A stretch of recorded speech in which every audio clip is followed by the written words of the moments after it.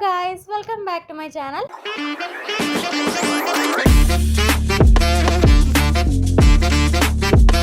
അങ്ങനെ ഞങ്ങൾ ട്രെയിൻ യാത്രയൊക്കെ കഴിഞ്ഞ് ഞങ്ങൾ ഹോട്ടലിലേക്ക് എത്തിച്ചേർന്നിരുന്നു. ഇതാണ് ഹോട്ടലിൻ്റെ റൂഫ് ടോപ്പ്. ഞങ്ങൾ വന്നപ്പോൾ ഒരു 7 മണിയോട് അടുപ്പിച്ചായി. പിന്നെ ഞങ്ങൾ ഫീൽഡ് പോകാനായിട്ട് റെഡി ആയിരുന്നു.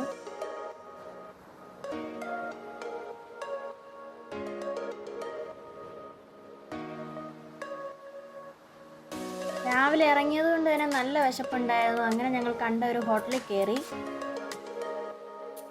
ഞങ്ങളിങ്ങനെ ഫുഡൊക്കെ കഴിച്ചിറങ്ങി. ഞങ്ങളുടെ ഫീൽഡിനിടയ്ക്ക് കച്ച് യൂണിവേഴ്സിറ്റിയിലെ കുറച്ച് ഫ്രണ്ട്സും കൂടെ ഞങ്ങളോട് ജോയിൻ ചെയ്തിരുന്നു. അവരോടെയാണ് ഞങ്ങൾ ഫീൽഡ് പോയത്. ഇതാണ് ഫീൽഡ് ഫസ്റ്റ് സൈറ്റ്.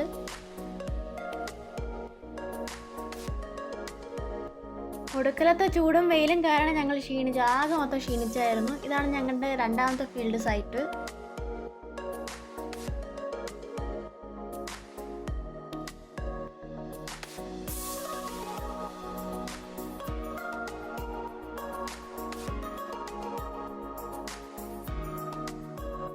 ഇതാണ് ഞങ്ങളുടെ മൂന്നാമത്തെ ഫീൽഡ് സൈറ്റ്. ഒരു ലിഗ്നൈറ്റ് മൈൻ ആയിരുന്നു.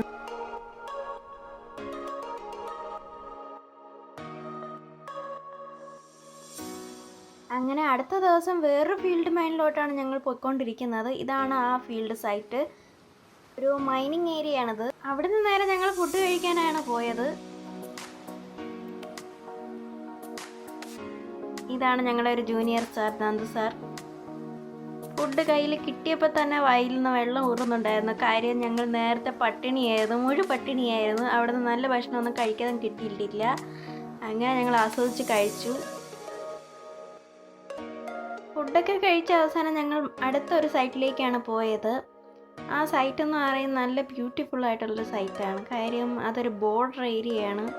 ഇതൊരു ക്ലിഫാണ്.